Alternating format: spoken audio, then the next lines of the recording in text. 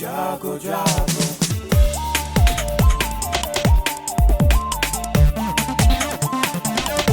Radio जागो जागो radio जागो 90.4 FM। नमस्कार, ये रेडियो जागो 90.4 FM है।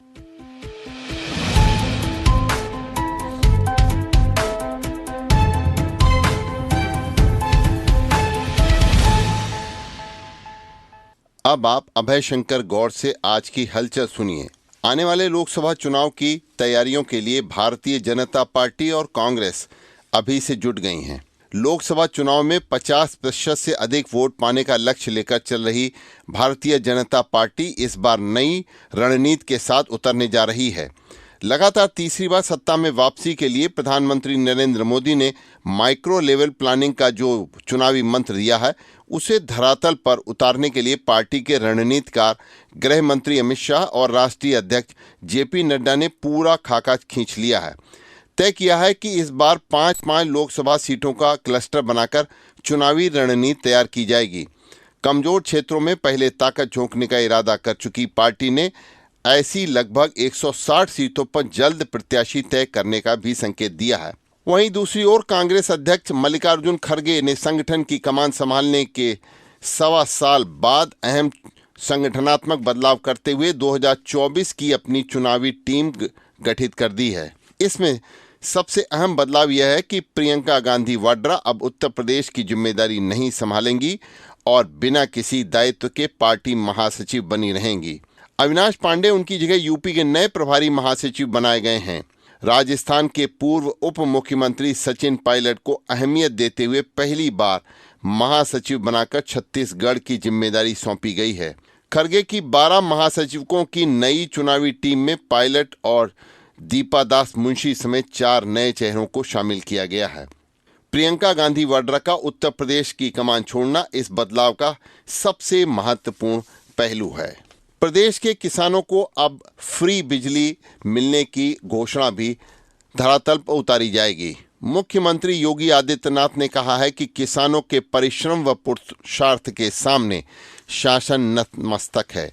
किसानों की मेहनत की वजह से कृषि विकास की दर 9% पहुंची है। वर्ष 2027-28 तक 10 खरब डॉलर की अर्थव्यवस्था देने के लिए विकास दर को 3 गुना गति से आगे बढ़ाना होगा। वह कल किसान दिवस पर लखनऊ के लोक भवन में आयोजित समारोह को संबोधित कर रहे थे। वहीं दूसरी ओर मुरादाबाद के बिलारी के नीरुआ गांव में पूर्व प्रधानमंत्री चौधरी चरण सिंह की प्रतिमा के अनावरण के अवसर पर मुख्यमंत्री ने कहा कि निजी ट्यूबवेल लगाने वाले किसानों को फ्री बिजली दी जाएगी। गन्ना मूल्य भी उन्होंने कहा कि बढ़ाया जाएगा। अब घर बैठे छोटे स्टैंप डाउनलोड कर सकते हैं और छोटे स्टैंप बगैर पेपर लिए अब लोगों को कचहरी या वेंडर के यहाँ नहीं दौड़ना पड़ेगा। 10 से लेकर के 100 रुपये तक के स्टाम्प पेपर जल्द ही लोग घर बैठे ऑनलाइन निकाल सकेंगे। स्टाम्प एवं पंजीकरण विभाग इस संबंध में जल्द ही सुविधा देने जा रहा है।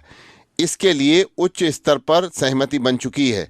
जल्द ही कैबिनेट में प्रस्ताव यदि हो गया तो इस तरीके की सुविधा लोगों को मिल जाएगी। राज्य सरकार ने स्टाम्प की चोरी रोकने के लिए ई स्टैंप की व्यवस्था की है। लाइसेंस लेने वाले वेंडर को इसे ऑनलाइन डाउनलोड कर निकाले जाने की सुविधा दी गई है। लोगों को अभी छोटे छोटे स्टैंप पेपर लेने के लिए कचहरी जाना पड़ता है। इसके एवज में उनको कुछ शुल्क भी वेंडरों को देना पड़ता है। स्टाम्प एवं पंजीकरण विभाग का मानना है कि ई स्टाम्प को ऑनलाइन किया जा चुका है। इसमें सभी कीमतों के स्टाम्प पेपर हैं, तो क्यों न छोटे स्टैम्प पेपर लोगों को स्वयं डाउनलोड कर निकालने की सुविधा दे दी जाए। उनके द्वारा निकाले गए स्टैम्प पेपर को ही मान्यता प्रदान कर दी जाएगी। उत्तर प्रदेश में योगी सरकार अब यूपी पुलिस की सबसे बड़ी सिपाही भर्ती की अधिसूचना जारी की है। उत्तर प्रदेश में भर्ती की तैयारी कर रहे युवाओं के लिए प्रतीक्षा की घड़ी समाप्त हो गई है। मुख्यमंत्री योगी आदित्यनाथ के निर्देश पर उत्तर प्रदेश पुलिस भर्ती व प्रोन्नति बोर्ड ने आरक्षी नागरिक पुलिस के 60,244 पदों पर भर्ती 2023 की अधिसूचना जारी कर दी है। यह उत्तर प्रदेश पुलिस में अब तक की सबसे बड़ी सिपाही भर्ती है। इनमें 20% पदों पर महिला आरक्षियों की भर्ती होगी। यानी 12,000 से अधिक महिला अभ्यर्थी भर्ती होंगी। 27 दिसंबर से ऑनलाइन आवेदन किए जा सकेंगे। आवेदन शुल्क 400 रुपये निर्धारित किया गया है। आवेदन की अंतिम तिथि 16 जनवरी 2024 होगी। शुल्क समायोजन व आवेदन में संशोधन की अंतिम तिथि 18 जनवरी 2024 निर्धारित की गई है।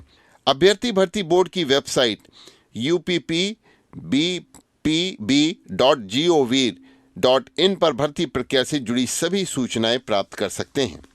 आरक्षी के पद पर आवेदन के लिए अभ्यर्थी का 10वीं अथवा 12वीं कक्षा उत्तीर्ण होना अथवा सरकार से मान्यता प्राप्त इसके समकक्ष योग्यता अनिवार्य है। अभ्यर्थियों की न्यूनतम आयु 18 वर्ष है।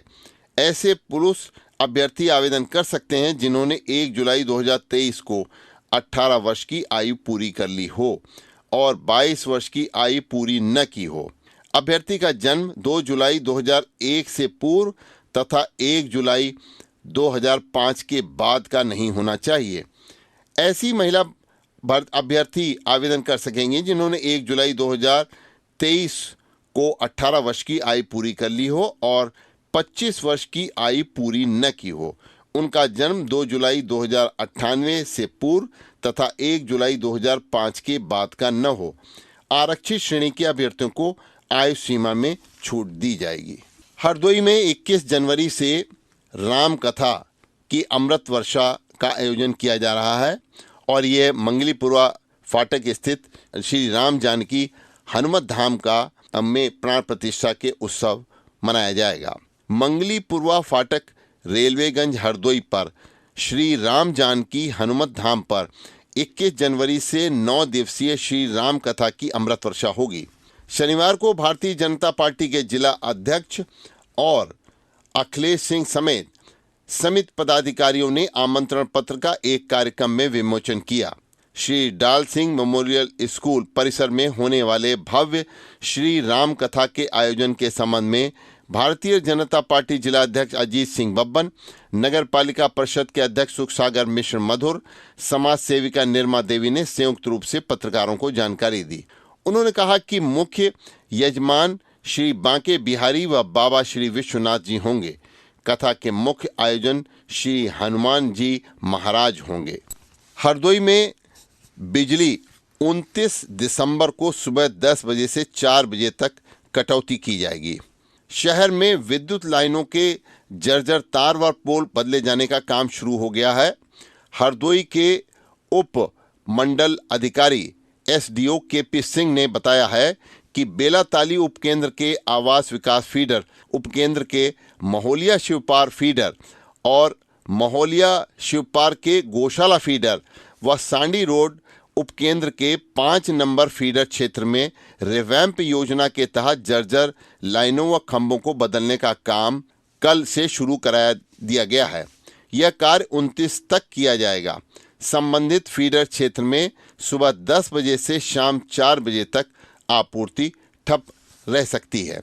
बिजली विभाग द्वारा अब बिना मीटर बिजली का इस्तेमाल न करने वाले विद्युत कर्मी जो हैं उनकी भी जांच की जाएगी। अब कोई भी विद्युत कर्मी बिना मीटर बिजली का इस्तेमाल नहीं कर सकेगा।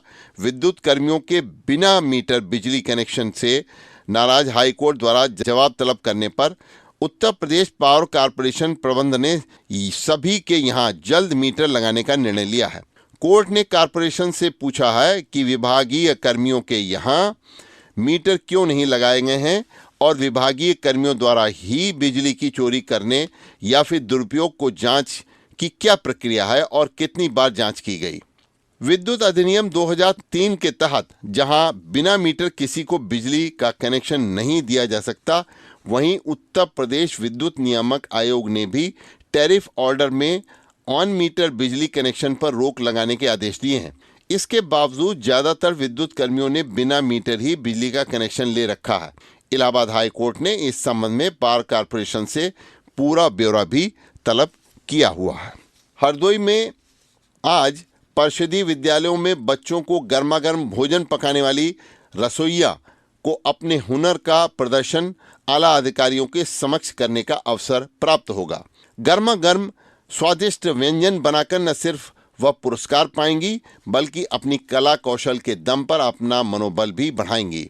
और इस तरीके की ये पाक कला योजना का आज आयोजन किया जाएगा, जिसमें लॉटरी के माध्यम से उनको पकाने वाले व्यंजन बताए जाएंगे। हरदोई के बेसिक शिक्षा अधिकारी विजय प्रताप सिंह के अनुसार प्रथम विजेता को 3500 रुपये, द्वितीय स्थान पर आने वाले को 2500 रुपये और तृतीय स्थान पर आने वाले को 1500 रुपये नगद पुरस्कार दिया जाएगा। अन्य 27 को सांत्वना पुरस्कार के रूप में 300 रुपये दिए जाएंगे। सभी को 300 रुपये का यात्रा भत्ता भी दिया जाएगा। तो आज रसोइया पकाएंगी स्वादिष्ट व्यंजन। हरदोई में अब रात में सिटी स्कैन जांच के लिए मरीजों को भटकना न पड़े, इसकी व्यवस्था की जा रही है।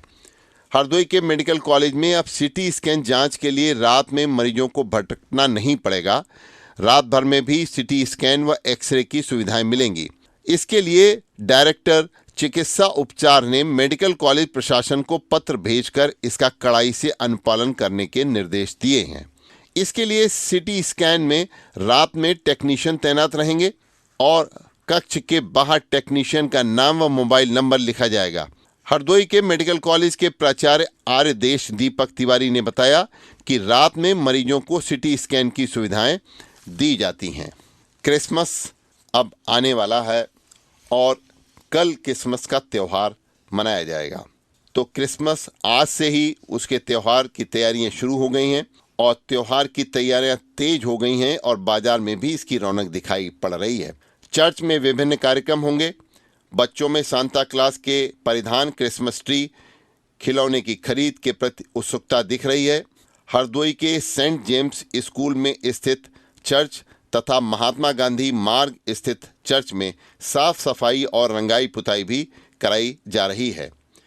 24 दिसंबर की शाम से चर्च में कार्यक्रम होंगे और 25 दिसंबर को सुबह 10 बजे प्रार्थना होगी और इसमें सजाया भी जाएगा। ईसा मसीह के जन्मदिन को मनाने के लिए चर्च, गिरजाघर के साथ ही लोगों ने अपने घरों पर भी तैयारियां तेज कर दी हैं। आज जिला प्रशासन और अमर उजाला फाउंडेशन के संयुक्त तत्वावधान में दिव्यांग मेला जीआईसी के मैदान पर आयोजित किया जा रहा है। सुबह 9:30 बजे से अभी इस समय मेले में दिव्यांग जन आने लग गए हैं और सहायक उपकरण देने के लिए उनको चिन्हित किया जा रहा है। ब्लॉक वार 19 स्टाल लगाकर पंजीकरण होगा। जिलाधिकारी मंगला प्रसाद सिंह आज राजकीय इंटर कॉलेज में वहां पर इसमें पहुंचेंगे।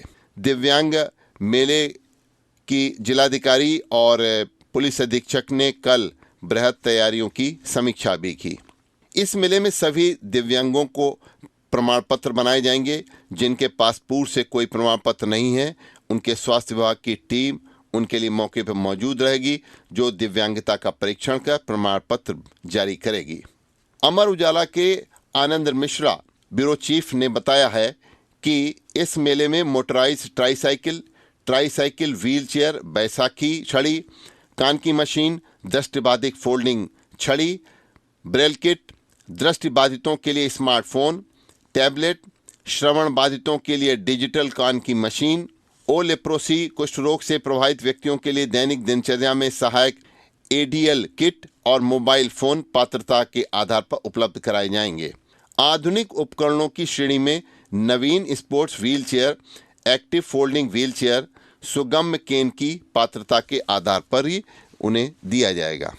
ऐसे दिव्यांग जिन्हें पिछले 3 साल से कोई सहायक उपकरण नहीं है, उन्हें पात्र माना जाएगा और मोटराइज ट्राईसाइकिल के वही पात्र माने जाएंगे जिनका विकलांग प्रतिशत 85% से अधिक है और पिछले 5 वर्ष से उन्हें कोई सहायता नहीं मिली है। सांसद, विधायक, ग्राम प्रधान और राजस्व विभाग की ओर से जारी आय प्रमाण पत्र वो मान्य होगा। अभी आप सुन रहे थे अभय शंकर गौड़ से आज की हलचल। सुनते रहिए रेडियो जागो 90.4 FM।